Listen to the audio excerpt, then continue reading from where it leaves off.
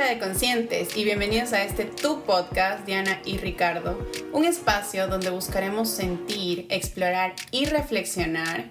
Juntos exploraremos la manera de ser conscientes, diferentes y los que queremos cambiar y no sabemos cómo hacerlo, explorar la incomodidad. Este podcast está patrocinado por Familias Conscientes. Sí, nosotros nos patrocinamos y es el proyecto del que más nos sentimos orgullosos, porque lo vivimos día a día. Toma tu corazón roto y conviértelo en arte. Seguí el consejo y así es como nació el método Watson. ¡Wow! ¡Qué hermosa frase! Así es como Gabo nos demuestra de qué se trata el ego, cómo trabajarlo y no te pierdas este capítulo que está increíble. Además, suscríbete y síguenos. Decía, no sé qué tanto el normalizar las cosas ayuda, porque normalizamos tanto que siento que a veces perdemos la conciencia de las cosas y creo que eso está pasando con el amor propio. Y ahí es donde decimos, si tenemos amor propio, pero ¿sabes cómo se ve eso? O sea, ¿eso pasa en realidad? ¿O ya no lo hemos normalizado tanto que creemos que porque nos damos un gusto ya es amor propio? Porque nos compramos algo ya es amor propio. Y a mí me encanta este tema porque crecimos tan desconectados de quiénes somos, con el afán de pertenecer. Yo siento que el pertenecer nos hace que la gente estemos tan vulnerables y tan queriendo identificarnos con las personas que no sé eso qué tanto está apoyando a las personas a realmente ver su amor propio. Tratar de pertenecer en algún sentido y en algún lugar nos está desconectando de lo real que somos nosotros como seres humanos. Es que estamos queriendo pertenecer a todo, desde las redes sociales, comenzando por las redes sociales, por donde estamos conectados. Y el fin de todo es pertenecer a algo, estamos buscando aprobación y nos olvidamos de todo eso. Entonces es difícil, ¿no? Es difícil dejar de normalizar ese tipo de cosas, porque estamos metidos ahí. Y creo que también tiene que ver porque crecimos con esto y el desconectarnos de esta situación, el hacer que la sociedad te involucre en el hecho de que tienes que pertenecer desde chiquitos, te están diciendo tienes que hacer las cosas así y tienes que manejar de esta manera las cosas y cuidado tocas, entonces ya te estás limitando, entonces estás tratando de pertenecer porque dices, ay, tengo que portarme como una niña buena para pertenecer a que soy parte de que mi familia me quiera. Y de hecho, ¿sabes qué? A mí me pasó mucho eso, ¿no? A mí lo que me pasó y tengo un impacto súper grande es que la moral son lineamientos para pertenecer adentro de una sociedad. En vez de que la moral sea por amor propio, por respetarte a ti, por no hacer daño a los demás, muchas veces tenemos y nos enseñaron la moralidad como reglas, donde tú sabes que las reglas se saltan, donde las reglas no se cumplen, donde puedes echarlas a la basura. Y ahí viene mucha gente que hace daño a la gente, pero con tal de que no se entere el de al lado, solo por pertenecer a esa sociedad o a ese círculo, lo hacen. En vez de cumplir las cosas morales, por amarte, por no hacer daño al de al lado. Y bueno, yo creo que ya está acercándose la hora de tener a nuestro invitado aquí. Y quiero contarles que él es un coach ontológico. Y esto ya él nos va a explicar un poco de qué se trata, cómo se define esta persona que entrena para superar obstáculos internos de la gente. Me parece interesante el método que tiene, de hecho me encanta, lo he venido estudiando y revisando hace ya algún tiempo y he escuchado varios podcasts donde él sale y la verdad a mí me fascina la manera en la que él trata este tema del ego, del amor propio, el método Watson que habla mucho sobre la culpa y la vergüenza y me encanta una parte donde él dice que la culpa puede ser buena en algún sentido. Sí, creo que nos tiene que explicar más. Pero yo antes de invitarle, yo te quiero dar un dato. Tú sabes que yo soy amante de los podcasts, consumidor, 5 o 6 podcasts diarios, mínimo. Y es la primera persona que he visto que tiene tantos episodios como invitado en tantos podcasts. Sí. Me lo escuché por lo menos 9 podcasts donde él estaba invitado. Y no he encontrado a nadie más. O sea, y hasta, te prometo, mucha gente que escucho, es el primero que tiene tantos podcasts como invitado. Y lo que más me gustó fue que en ninguno de los podcasts se repetía la información, ni escuchabas el mismo el lineamiento de parte de él, a pesar de que tiene ya un método o algo definido, no lo escuchabas igual en todos. Sí. Bueno, hola Gabo, ¿cómo Hola, estás? Gabo. Ricardo, hola Diana, ¿cómo están? Bien, qué gusto gracias. tenerte aquí. Gracias por invitarme, yo también ya, por fin lo logramos. Gracias por todos los cambios y los horarios y las cosas. Y así, gracias por haber aguantado eso un poquito. No, tranquilo, para nosotros es un placer tenerte acá. Como ya estabas escuchando, para nosotros es un check en nuestra lista muy importante porque es muy interesante. La persona que eres es impresionante. Es la primera vez que hablamos contigo, pero la información que tenemos de ti, de todos estos podcasts que te digo, es impresionante escuchar. Es como ya haberte tenido aquí. Ajá, o sea, sí, ya. Es como haberme tenido en la sala de su casa platicando con ustedes. Literal. Lo que acabas de decir acerca de los podcasts y así, yo estaba así como, wow, ni yo lo había pensado. Sí, No, sí, es increíble. Y lo que más me gusta es que, como te decía, no se repite nada en ninguno de los podcasts. Y todos son interesantísimos, todos. No hay uno que pierdas las ganas de quedarte hasta el final. Gracias, qué chido, eso me gusta. Sí. Me gusta crear ese efecto, eso está padre. Bueno, les cuento que un poquito la dinámica va a cambiar hoy. Normalmente hacemos un live. Ustedes tienen aquí arriba una flecha donde tienen a Familia.consciente y a Gabo Carrillo para que le puedan topar y le den seguir a cualquiera de las dos cuentas si no la siguen. Y les recomiendo que vayan al perfil de Gabo, es increíble. Seguirlo a él también es muy nutritivo, muy nutritivo día a día. Gracias. Mi Instagram es un cagadero. ¿Puedo decir palabras Sí. que yo he hablado? Tranquilo. Mi Instagram es un cagadero. El Instagram de Gabo Carrillo es un cagadero. Como que siempre dije, ¿y para qué lo quiero tener si ya tengo Watson y tengo otro que es personal? Y o sea, yo tenía 4 Instagrams y decía, me vuelvo loco. Y ahorita estoy tratando de hacer este Instagram más bonito. Entonces ahí va. Estoy poniendo mi Instagram más bonito, gente. Ahí va, poco a poco. Ya somos, creo que a todos nos pasa eso, ya somos 2. A ella le pasó exactamente lo mismo. Tenía como 5 Instagrams, ya ahorita ya 2. Sí, por favor, ya. Sí, tener tantos es una tortura. Bueno, Gabo, cuéntame, estoy con tantas preguntas, tantas dudas, todo. Cuéntame un poco, tú eres coach ontológico. Me interesa bastante primero el concepto como tal, qué significa, y de ahí empezamos. Ya.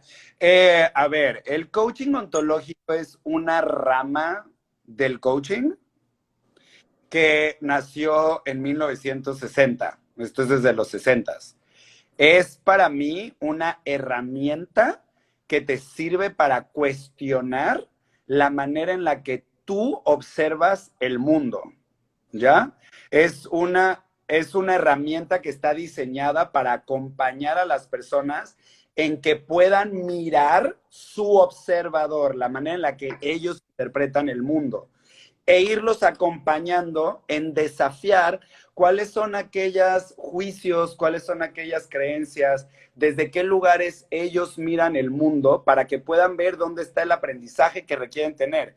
El coaching, algo que a mí me encanta del coaching ontológico, la palabra ontológico viene es de la filosofía, y a lo que realmente significa el coaching ontológico es estudiar el ser del ser.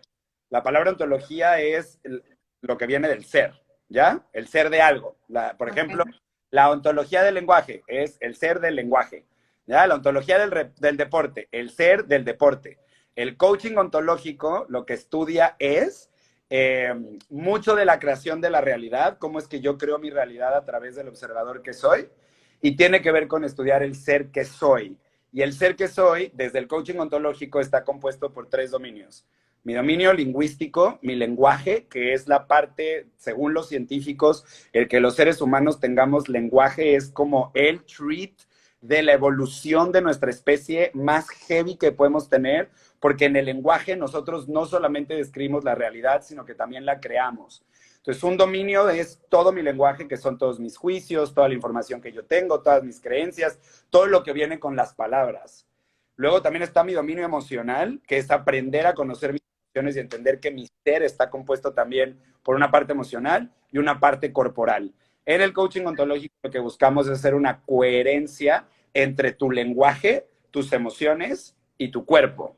Ahora, el coaching ontológico lo puedes aplicar en 17,000 lugares. O sea, lo puedes aplicar para organizaciones. Yo conozco a una gran amiga mía que es, bueno, no gran amiga mía, una amiga que conocí en la certificación. Ella es abogada y ella agarró la herramienta del coaching ontológico y lo metió con los abogados. Entonces, ella acompaña a abogados a conocer su mundo interpretativo y a tener distinciones y lo aplica ahí. Yo apliqué el coaching ontológico en un lugar muy específico que es trabajar con una emoción que es la vergüenza internalizada. Bueno, la emoción... Me encanta el concepto. Yo ahí tengo una pregunta, porque me interesa mucho el tema del lenguaje.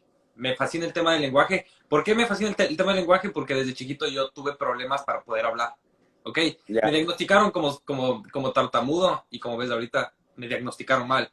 Entonces, y yo siempre he creído que el lenguaje, tanto el español, el inglés, el francés, todos los lenguajes vienen cargados con sentimientos. Y yo creo que de ahí nace el porqué de las reacciones entre cultura y cultura. Me parece más que viene del lenguaje de lo que te enseñan en el país. Por eso, nosotros, los latinos, somos mucho más complejos y tenemos muchas más decoraciones que la gente que habla inglés. La gente que habla inglés va al grano, no se complica y es muchísimo más sencillo. ¿Tú qué piensas sobre eso? ¿Sobre ese punto en específico? Sí. Ya. No sé, déjame pensar un segundo qué es lo que pienso con respecto a eso. Porque creo que estamos hablando de un tema como súper filosófico, me explico, lo que hace el lenguaje. O sea, yo te voy a ser bien honesto, yo no pensaba mucho en el lenguaje antes de estudiar coaching ontológico. O sea, como que pues vives en un lugar, soy de la especie humana y tengo un lenguaje y entonces es algo que tengo, a lo mejor incluso es hasta un privilegio el poder utilizar, porque el lenguaje no nada más es con las palabras, tú puedes tener lenguaje con señas, o sea, el lenguaje los otros, donde estamos, uno, describiendo las cosas que hay alrededor, pero también estamos haciendo que la realidad suceda. Con el lenguaje nos comunicamos. Entonces, yo sí creo, por ejemplo, que mucho de nuestro lenguaje tiene que ver con lo que nuestra cultura nos ha enseñado, ¿no? Desde qué lugar tenemos el lenguaje, desde qué lugar creamos nuestras palabras, creamos nuestras conversaciones, hacemos nuestros pedidos, hacemos la manera en la que nos relacionamos con otros. Yo sí creo que tiene mucho que ver con el contexto del país, el contexto de la cultura y demás, y que es bien bonito que tú puedes viajar a otro lugar donde para ti una palabra tiene una interpretación y para otros en otro país esa misma palabra tiene otra interpretación y significa otra cosa por completo, lo que vuelve súper rico todo el tema del lenguaje, ¿me explico? Ya, me queda claro. Bueno, cambiándoles un poco de tema. Gabo, yo escuché en algunos de tus podcasts que tú tuviste bastantes problemas en tu infancia y esto connotó a que trabajes mucho, creo, este tema del método Watson, o al menos que trabajes en ti internamente. Vi que habías trabajado a los 21 años, luego te encontraste, luego te volviste a desencontrar y llegaste a los 29 y volviste a encontrarte. Cuéntanos un poco qué pasó en todo ese proceso. En todo ese proceso, ¿en qué en específico? ¿Me puedes hacer una preguntita un poco más específica? Claro. ¿Cuál fue el problema que denotó el hecho de en tu infancia el que estés ahora trabajando esto, ahora en el presente? Y te lo digo porque hemos tenido muchas aproximaciones como familias conscientes, porque nosotros lo que damos es damos nuestro punto de vista y lo que nos pasó a nosotros para que familias puedan manejar y tengan la experiencia de otras personas, para que para que la historia no se vuelva a repetir, para que la historia no se vuelva una vergüenza en el futuro, ¿me entiendes? Ya. Entonces, ese es cómo nosotros nos aproximamos a las familias. Y porque conocemos tu historia, porque lo has contado en algunos podcasts, me parece súper interesante porque mientras más lo hablamos, podemos sacar este tabú tan fuerte que existe en estas sociedades latinoamericanas. Ya, claro. Creo que para mí fue un proceso que tomó mucho tiempo. Igual yo al principio no pensaba que me iba a dedicar a esto. O sea, si tú me preguntabas a qué me quería dedicar yo de chiquito, yo hasta los 18 años no tenía la menor idea de lo que quería hacer, honestamente, ¿eh? O sea, yo me la vivía pensando que quería ser, ¿cómo era? Era ingeniero civil especializado en montañas rusas. Imagínense ustedes. Y me preguntan las matemáticas sabidas y por haber. O sea, yo no fue algo que yo desde siempre supiera, pero creo que fue justo cuando yo empiezo mi camino en el coaching, que fue a los 18 años. Te estoy hablando de hace 16 años, cuando todavía el coaching no era lo que es hoy en este sentido, ni en el sentido en su luz ni en su obscuridad. Todavía no estaba tan conocido. Me explico, hay muchos lugares donde el coaching sí se ve desde un lugar bien bonito y hay otros lugares donde el coaching se ve de lugares terribles y con historias terribles. Y yo lo entiendo, pero yo empecé hace 16 años cuando esto ni siquiera existía.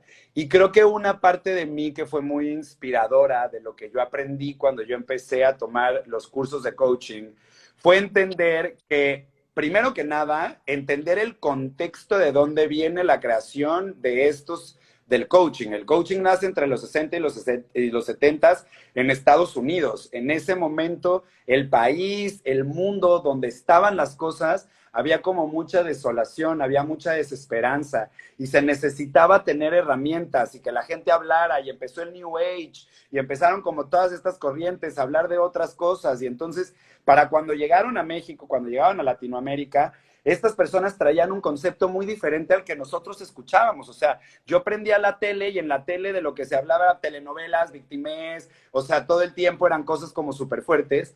Y cuando llego al coaching y empiezo a escuchar que esta rama del coaching en específico en la que yo empecé es una rama que se llama de potencial humano, lo que significaba el potencial humano era que los seres humanos no nos dábamos cuenta de cuál era nuestro potencial y no nos dábamos cuenta que utilizábamos como el porcentaje más pequeño del potencial que tenemos como seres humanos. Y en Estados Unidos ese tipo de coaching es muy importante. ¿Por qué? Porque para Estados Unidos, dentro de los juicios sociales y culturales de Estados Unidos, el éxito, el llegar acá y el American Dream y todo este tema es muy importante. Entonces había como esta cosa de saca tu potencial, saca estas cosas. Y en este mindset, pues hizo mucho sentido con quién era yo como persona, con quien yo me estaba formando como ser humano. Me encantaba la idea de poder pensar que, en poder entender que una vida que, en ese momento así lo decíamos, una vida que valiera la pena ser vivida, era una vida que te quitabas a ti del camino y le dabas a los demás. Y empecé a encontrar una delicia en poder compartir. Pero no siempre yo quise compartir mi historia desde un lugar para dar. Creo que muchas veces quise compartir mi historia para buscar validación externa. Okay. O sea, creo que muchas veces yo lo leí desde un lugar muy diferente y era como, ok, creo que quiero contar mi historia porque siento que yo puedo inspirar a todo el mundo con mi historia, no sé qué, bla, bla, bla. Y lo que yo estaba buscando por debajo era que la gente viera mi historia. Se trataba más de mí que de lo que era para los demás. Creo que justamente ahí fue el gatillo a tus 29 años, ¿no es cierto? Que tuviste Ahí. este cambio. Justo ese fue el gatillo que tuviste ahí. Y sabes que me sorprende bastante que todo lo que todo lo que tú estás hablando en Latinoamérica, especialmente en nuestro país de donde nosotros venimos, que somos de Ecuador, ahorita nosotros estamos en Canadá, el coaching se está dando desde la rama que tú lo estabas viendo en los 70s. O sea, que no creo que lo estabas viendo, sino que viene de los 70s y de los 80s del potencial humano, donde o sea, aunque no lo creas, ha hecho mucho daño a la gente de mi generación, porque sabemos lo que es caer en rutinas de trabajo donde llegan a ser 16, 17 horas sin dormir, estar trabajando, estar en la universidad, tener una relación perfecta, tener un carro, todo lo que tú nos cuentas, o sea, tener la vida perfecta, pero llegas a tu cama y dices, me siento vacío y te sientas a llorar, y eso y eso a mí me parece me inspira tanto el momento que yo escuché en ti, porque creo que en algún punto en estos años yo he estado en ese punto en donde quiero dejar de aparentar tanto, de tener toda esta vida perfecta y concentrarme más acá. Y de hecho, de ahí sale este proyecto, nuestro proyecto Familias Conscientes, es, se acabó lo perfecto, totalmente, y comienza... Ojalá, sí, la idea, soltemos todos los perfectos. Todo lo perfecto. Está pasando. Y por eso nos interesa los temas, el de breve. Sí, y es que siento que esto ha sido como una terapia para nosotros. Mientras vamos hablando de temas, nosotros nos vamos deconstruyendo como personas y como pareja y empezamos a cambiar tantos conceptos con el fin, con este afán de dejar de pertenecer, porque eso también decías, o sea, la sociedad nos lleva a tratar de pertenecer a algo y ahí quiero entender un poco el amor propio, porque muchas veces confundimos ahora el tema de estamos con amor propio, pero ¿qué es el amor propio? ¿Cómo se ve el amor propio? Ay, es una pregunta tan bonita. Justo ahorita estaba leyendo un libro que me recomendó una coachee, que es un libro sobre mi neurodivergencia, que es trastorno de déficit de atención e hiperactividad. Y yo no lo había leído, y hay algo que el autor dice, o los autores dicen, que creo que puedo traer hacia acá con todo este tema. Creo que los seres humanos conocemos solamente pedacitos de conceptos que son mucho más profundos. Entonces, por ejemplo, existe un concepto que es el trastorno de déficit de atención e hiperactividad. La gente lo conoce, lo escucha, dice, ah, sí, ADHD o TADH y tal. Y entonces luego lo asociamos con una cosa muy rápida que es disperso, una persona muy inquieta. Y entonces pensamos que ese trastorno simplemente son esas dos cosas. Y entonces reducimos. El problema con esto y lo peligroso de esto es que cuando reducimos un concepto complejo en algo tan sencillo y chiquito, dejamos de ver todo lo que tiene alrededor que es gigante. Entonces tú volteas a ver y dices, ay, el trastorno de déficit de atención es distracción y es mucha inquietud. No, te voy a invitar a ver qué es el trastorno de déficit de atención y hiperactividad. Déjame, te prendo la luz, y cuando te prendo la luz te voy a enseñar un bodegón que tú nada más veías una lucecita de este tamaño. Y lo mismo pasa con el tema del amor propio. Hoy en día, el amor propio es un tema que está muy de moda. Y lo que hacemos los seres humanos es reducir lo que significa el amor propio a solamente ciertas cosas y creemos que eso es. Y no nos metemos en lo complejo que realmente es el tema del amor propio. A mí el tema del amor propio, al principio, era un tema que yo estaba con un estandarte, el estandarte del amor propio. Y entre más he avanzado, más ganas quiero tirar el puto estandarte. Quiero que hablemos de amor propio. No quiero que hablemos de amor propio. Eso, vamos a hablar del resultado, eso después. Quiero que hablemos de otras cosas, porque siento que de alguna manera se ha lastimado, se ha ensuciado, ha sido como muy peligroso pensar que el amor propio es algo a lo que tenemos que llegar, algo a lo que tenemos que aspirar. Es otra vez algo que se ha Lo hemos convertido... normalizado mucho. Perdóname. Lo hemos normalizado mucho. Sí, ¿sabes qué? Creo que romantizado. Creo que hemos romantizado mucho el tema del amor propio. Este tema del amor propio, te digo, como la bandera que quiero quitar del amor propio, me encantaría quitarlo y nada más quedarnos con la palabra aceptación. O sea, aceptarte. Aceptarte a ti mismo. Aceptarte a ti mismo. Lindo. Eso. Wow. Ya, eso ya nos abre eso ya abre otro tema, otro cajón. Y eso es como reconocerte, ¿no? Y eso es reconocerte, tal cual. Pero para reconocerte, si vives la palabra reconocerte, necesitas volver a mirarte, necesitas mirar para adentro, conocerte a ti. ¿Sí? Y Todos entonces, los días. todos los días. Y ahí viene un tema que creo que tú nos puedes decir un poco más, que es el tema del ego. Ahí, de reconocerte, creo, yo te voy a dar mi punto de vista.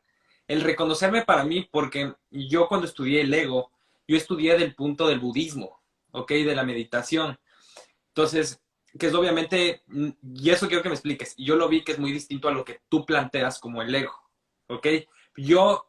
Para mí meditar es conocerme a mí mismo, pero no es traerme paz. Yo cuando veo y hago una meditación de ego, traigo caos a mi cabeza porque estoy tratando de tranquilizar mi ego y estoy tratando de eliminar todos los dolores que siento. Primero, obviamente, físicos y luego emocionales.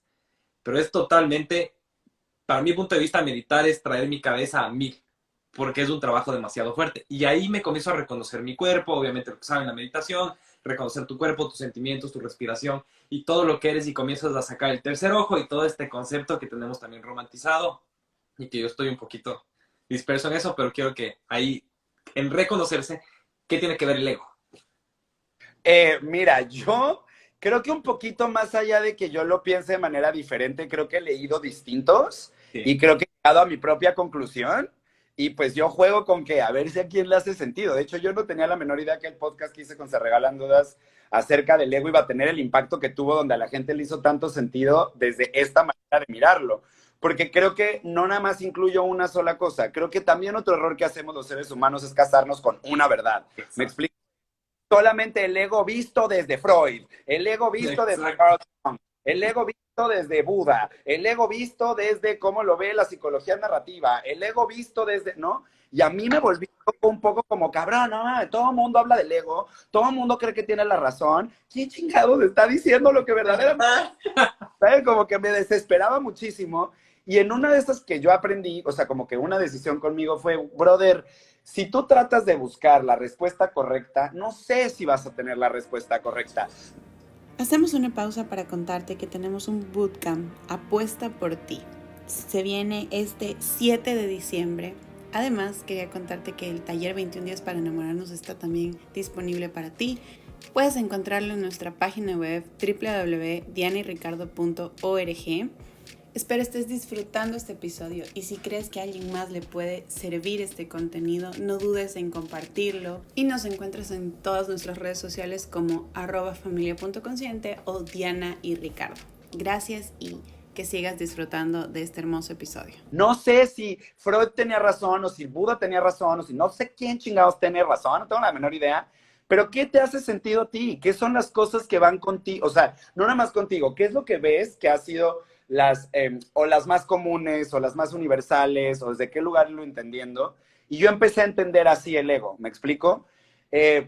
Para mí, una de las cosas que yo siempre escuché con respecto al ego, que eso también viene mucho de filosofías espirituales, es pensar que el ego es la persona que me detona o la parte de mí que es obscura. El ego es todo lo que me limita. El ego es todo lo que no me deja ser mi mejor versión. El ego es lo que no me deja vivir en el presente. El ego es lo que me roba y lo que me lleva a ansiedad o en depresión. El ego es esta cosa que mi trabajo espiritual todos los días es no reaccionar desde el ego, no reaccionar desde mis heridas, no reaccionar a presente, aquí, presente. Y cuando yo vuelto a ver a todo el mundo persiguiendo esa idea, digo, díganme quién chingados lo ha logrado. O sea, díganme quién ha logrado realmente no reaccionar delante de una parte que es natural para ti. Entonces, yo durante muchos años, yo me peleé con el ego. Y entonces para mí era cumplir esto, me tengo que deshacer del ego, tengo que ser mi mejor versión, me tengo que deshacer de esta parte de mí. Luego poco a poco empecé a leer distinto, qué es y entender qué es, preguntándole a gente, porque mira, si a mí me pones un libro de Freud y me pongo a leer a Freud, mi ADHD no me permite leer. Entonces yo aprendo de otras maneras. Voy y le pregunto a alguien que es experto en esto y le digo, explícame por favor qué es lo que está diciendo Freud de esto. Y entonces me meto con Freud y me meto con tal y empiezo a ver y digo, ok, a ver, lo que hoy en día yo entiendo por ego es lo siguiente. El ego es el personaje que construí para adaptarme delante de un mundo que es hostil. Yo como ser humano tengo la necesidad biológica de conectar con otros, de pertenecer, de ser visto. Y muchas veces tengo impulsos y tengo deseos que quiero que se cumplan. Y hay veces que esos impulsos y esos deseos que yo quiero que se cumplan no son bien atendidos. Y aprendo que para conseguirlos tengo que ser de una manera o de otra manera. Empiezo a construir adentro de mí con palabras, empiezo a construir una narrativa de quién creo que tengo que ser para que los demás me quieran. Y me empiezo a separar de quién soy y empiezo a enfocarme en construir un personaje que haga que mi papá me vaya a voltear a ver, que mi hermano me vaya a voltear a ver, que mis amigos me vayan a reconocer, que la gente vaya a ser, y empiezo a vivir ese personaje hasta que creo que yo soy ese personaje. El ego es el ser que creo que soy. Ahora, este personaje me roba mi autenticidad, no me permite ser auténtico. Pero este personaje no es el enemigo. Este personaje es el protector. Este personaje es quien me ha protegido a mí de no salir lastimado, de no salir humillado, rechazado, traicionado, criticado, abandonado. Este es el personaje que me da, según yo, me va a dar algo que necesito como droga, que es que la gente me valide desde afuera. ¿Sí? Ok. ¿Has entendido? ¿Cómo voy? Sí, pero ¿cómo hago? O sea, ahí tengo una pregunta. Se me hace súper complicado. O sea, estoy como entre tratando de quitar mi ego, entre tratando de trabajar las culpas, porque tengo muchas culpas sociales. Entonces, y ahí es donde me resuena un poco también tu método. O sea, hablas mucho sobre la culpa, que hay un lado de la culpa que es bueno. Y Ya. entonces me pongo a pelear con el ego. Entonces no sé para dónde ir. Es que el asunto es eso, como que lo que yo siento es que lo que nos han enseñado es a tener que pelearnos con el ego, que nos han enseñado a tener que deshacerlo, a tener que ser trizas. Y como que la manzanita, el Edén, este lugar donde vamos a llegar, el nirvana, es en el momento en el que tú puedas no tener tu ego y entonces eres ser más iluminado que solamente vive de emociones placenteras, como la alegría, el amor, la Es gratitud, verdad. ¿sabes? Como en esta cosa de ser humano perfecto, iluminado, que honestamente yo no conozco a nadie que sea así. A nadie, ni a los mismos maestros budistas cuando los escucho en videos, ellos se ven a sí mismos de ese lugar como yo soy el güey que no tiene ego y soy el más poderoso. No es cierto, me explico, no va por ahí. Para mí, bueno, yo no lo interpreto desde ese lugar. Yo no lo interpreto desde ese lugar. Entonces, otra vez, como uniendo un poco la pregunta que tú me haces, Diana, con respecto a esto es, creo que no se trata de pelearte con el ego, se trata de entenderlo. Creo que hay muchos juicios alrededor de las emociones. Yo no hablo específicamente de la culpa, mi core es más la vergüenza, yo hablo mucho más de shame, yo hablo mucho más de la emoción de la vergüenza, pero claro que toco la emoción de la culpa porque son emociones que tenemos confundidas. A veces pensamos que son lo mismo y no son lo mismo. La culpa y la vergüenza, aunque yo los veo como dos protectores de límites personales, no son lo mismo.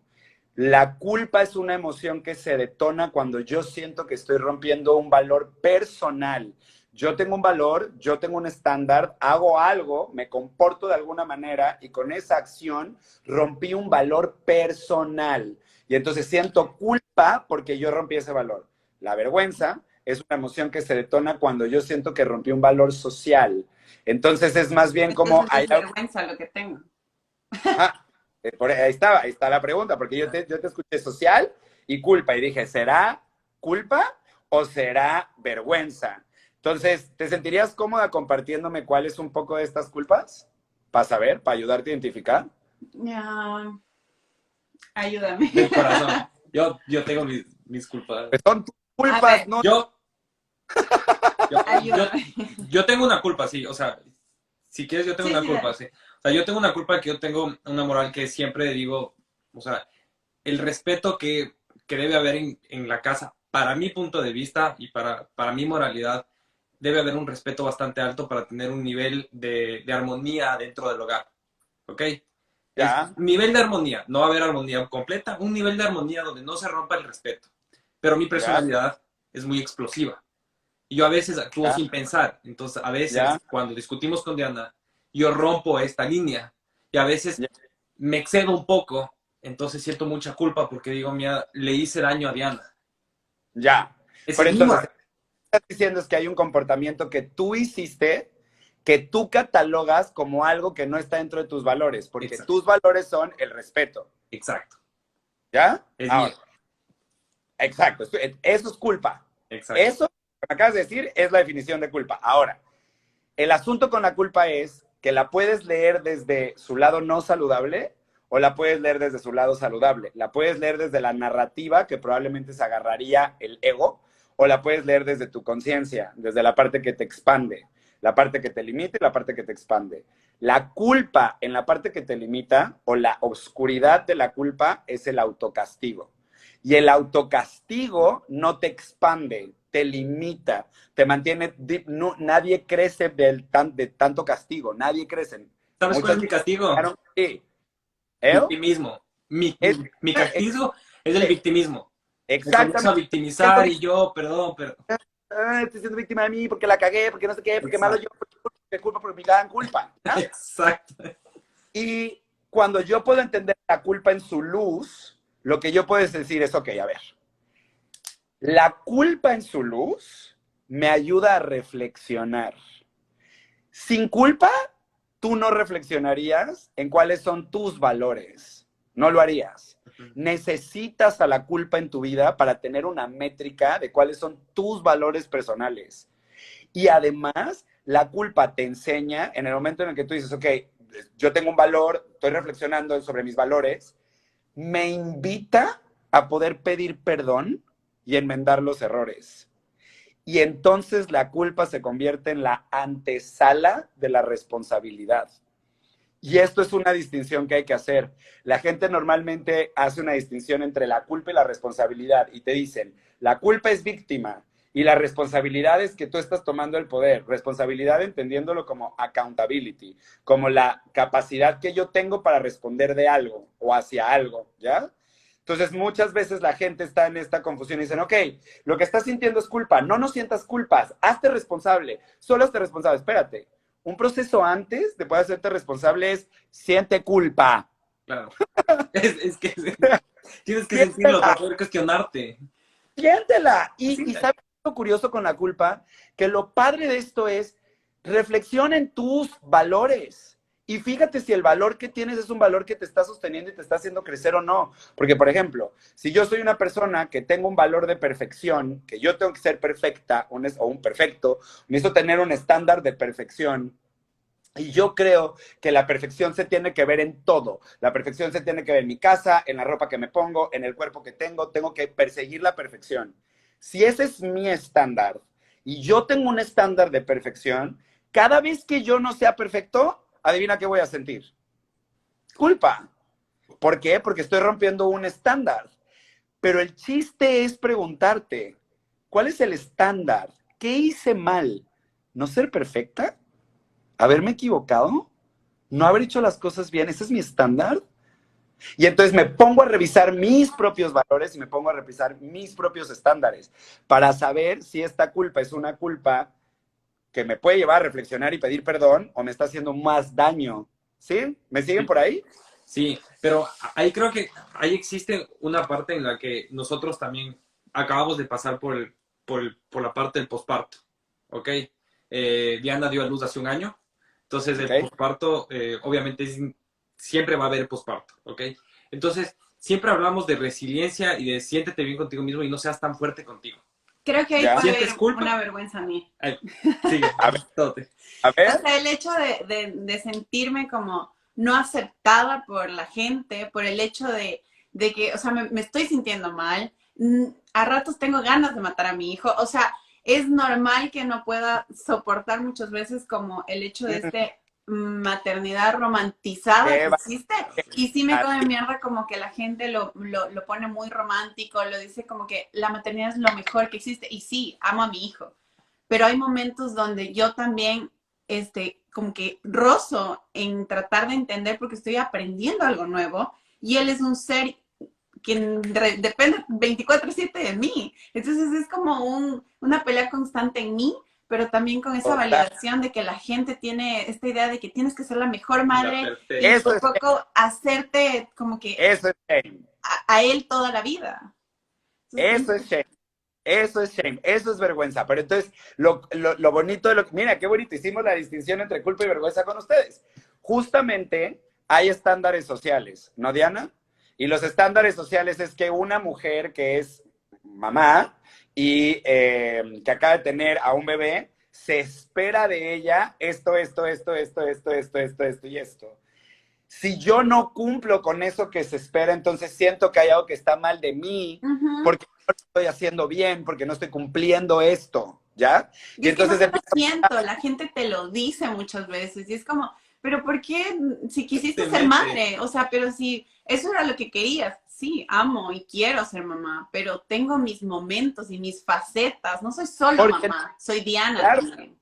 Claro, pero ¿por qué crees tú? O sea, como un poquito aquí de, ¿sabes cómo yo en lo que te podría apoyar es, métele en este trip que estás haciendo, métele la compasión por ti y por otros.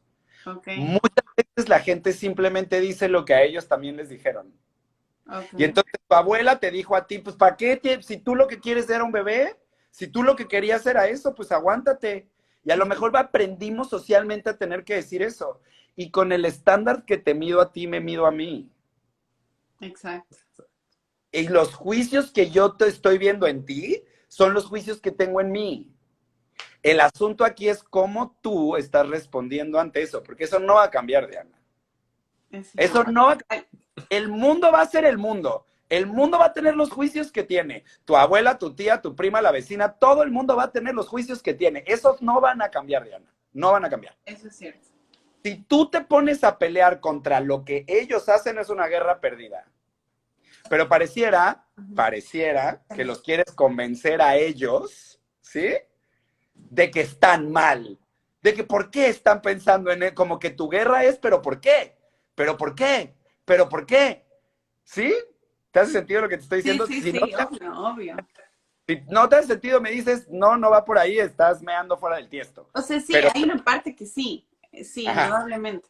Lo que yo estoy intuyendo es, la parte que te está costando a ti, es que hay un montón de juicios sociales que otras personas te dicen, pero que tú también de alguna manera en algún momento creíste y estás tratando de buscar esa validación. Tú te sientes mal por no cumplir esos estándares, ¿ya? Entonces, lo que yo escucho es que estás tratando de pelearte con ellos sobre lo que ellos creen o no creen. ¿Qué crees tú?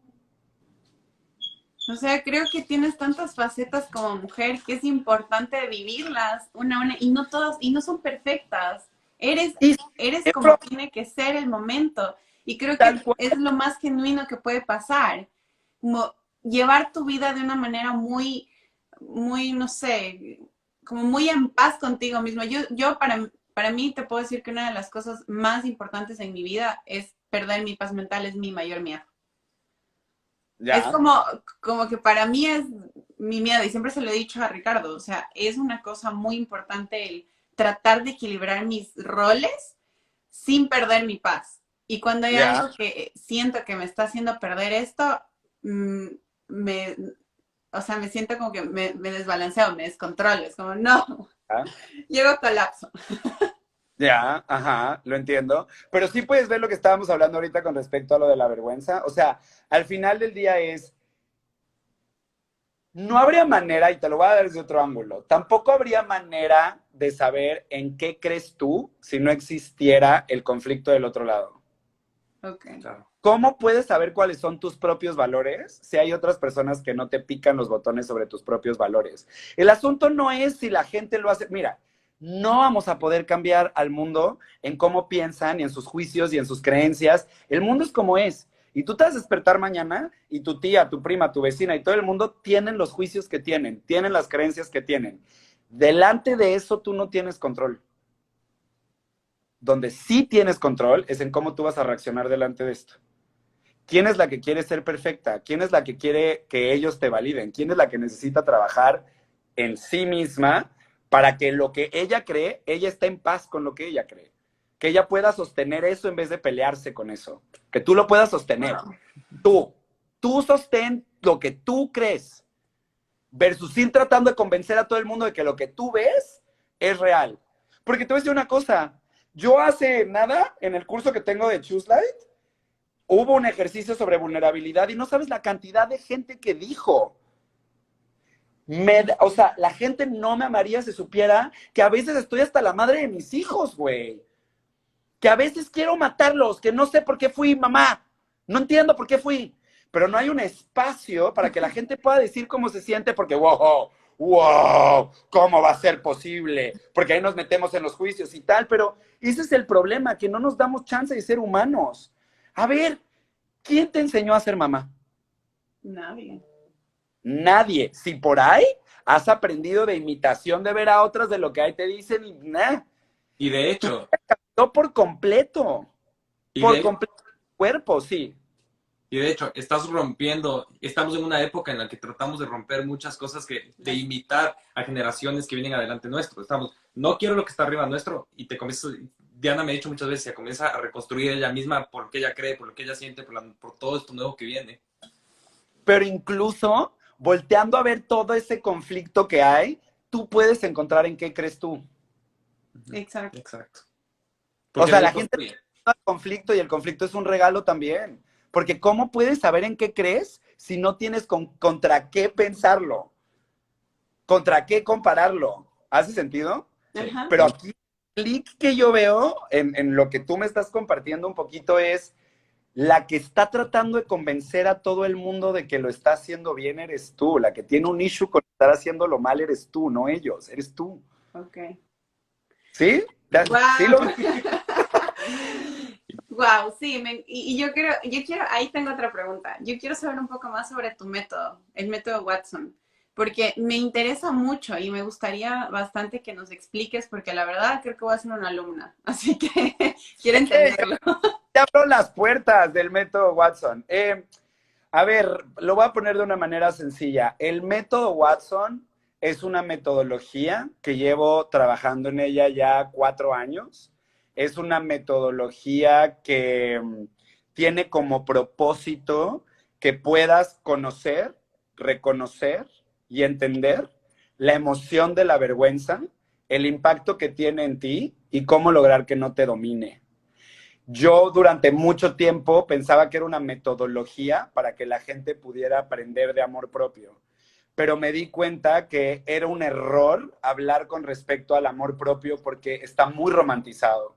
Y quise traer a la mesa lo que verdaderamente está del otro lado de la falta de amor propio. El amor propio, como lo hablábamos al principio, yo le cambio la palabra. Y en vez de utilizar como amor, un sinónimo es aceptación. Yo creo que aceptarte como ser humano delante de un mundo que está lleno de juicios sociales es de las pinches cosas más valientes que puedes hacer en tu vida. Porque no va a ser una cosa sencilla, pero que cuando no te aceptas tal cual eres, cuando no puedes abrazar todas las partes de ti, tanto tu luz como tu oscuridad, porque por eso creo que al ego no hay que destruirlo, al ego hay que conocerlo, a tu oscuridad hay que conocerla y entenderla. No te estoy diciendo que aceptar es lo mismo que estar de acuerdo, aceptar es dejar de pelear con. Y puedo aceptar que tengo estas partes, no estoy de acuerdo y puedo trabajar con ellas, pero no significa que aceptar es igual a estar de acuerdo. Entonces, creo que un impacto que ha tenido en nosotros el vivir de valores sociales tan grandes, donde nuestro valor está definido por cosas externas, por mi tono de piel, por mi orientación sexual, por dónde vivo, por con quién me llevo, por el apellido que tengo, por los títulos, tanto nos han llevado a creer que nosotros valemos por las cosas que hay afuera, que nos hemos perdido a nosotros y lamentablemente somos una sociedad enferma emocional y mentalmente por esto.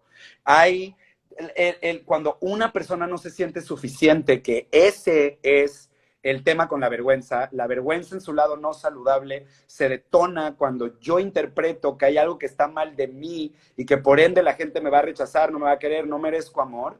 Cuando se detona esa emoción, discúlpenme, me entró una llamada. Y se me fue la idea de lo que tenía en la cabeza. ¿Qué les estaba diciendo? La vergüenza. Con Cuando todos se estos... detona esa emoción. Sí, cuando no conocemos esta emoción y cuando no sabemos de qué va esto de no sentirme suficiente, la gente por no sentirse suficiente, la gente por no sentirse suficiente, llega a lugares extremadamente dañinos. Si no es hablar simplemente de los suicidios, la cantidad de gente que se mata por no sentirse suficiente como es, por no querer hablar de la cantidad de trastornos de personalidad que existen, por no sentirme suficiente como soy, por la cantidad de trastornos mentales y emocionales que existen por exactamente lo mismo.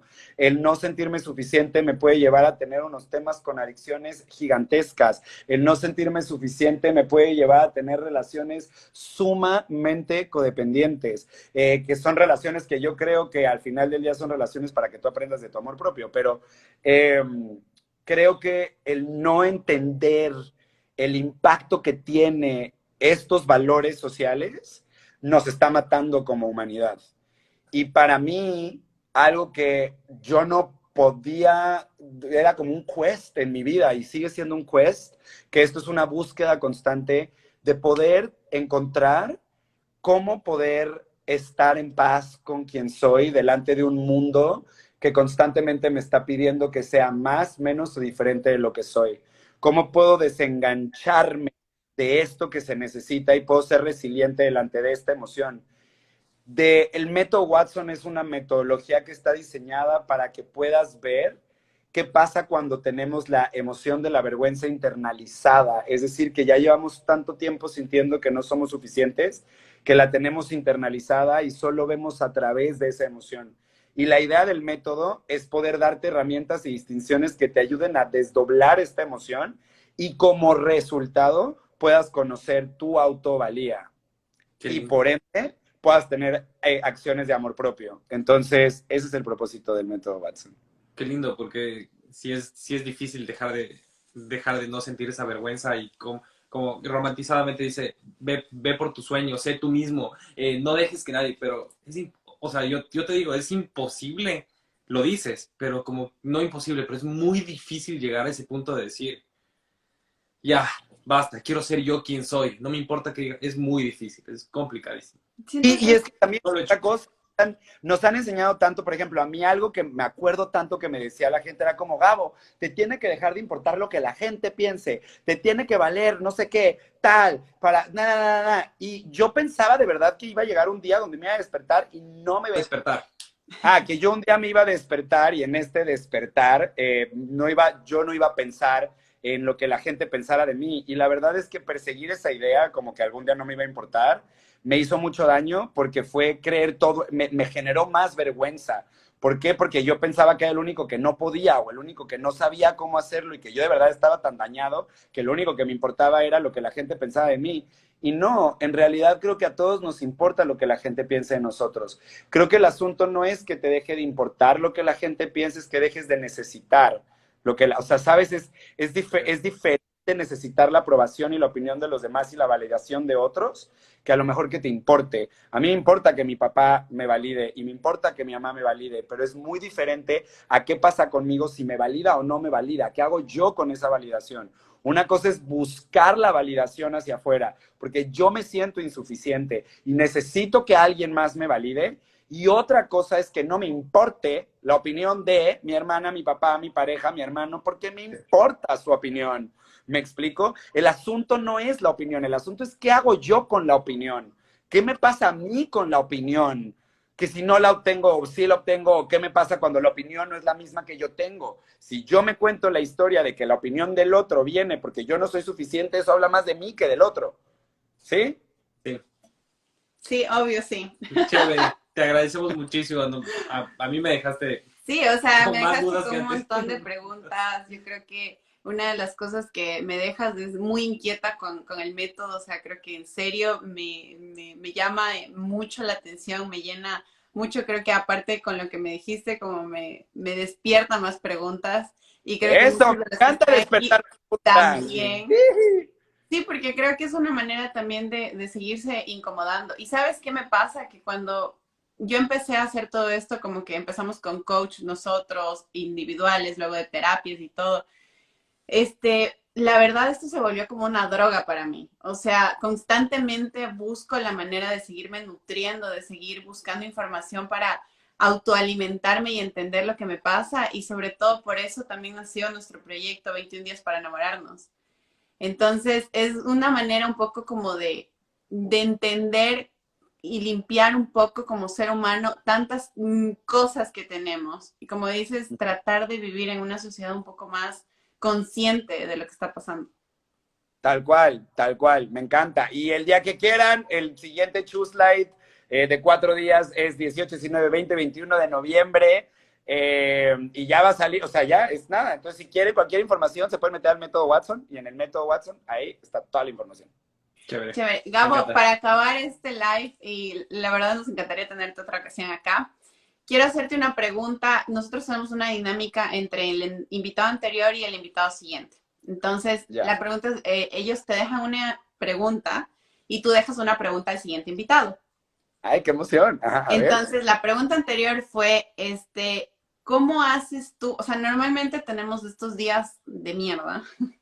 Entonces, en este punto de situación positiva en la que estamos, como que el mundo está tan como, hay que vivir Positivo. positivamente, no importa que este día sea un día de mierda, pero voy a ver el lado bueno.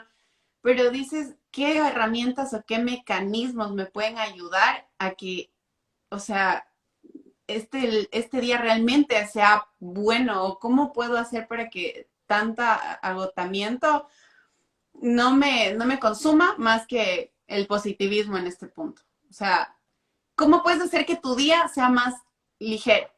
Básicamente, o sea, más o menos esa fue la pregunta, explicándotela un poco más. Ya. No sé si me A ver, entendiste. entendí de lo que yo entendí de lo que tú preguntaste. Creo que durante mucho tiempo también aprendía que lo que tenía que hacer yo era como si en mi día yo estaba experimentando emociones no placenteras, entonces tenía que rápidamente cambiarlas por emociones placenteras. Y hoy me doy cuenta que no.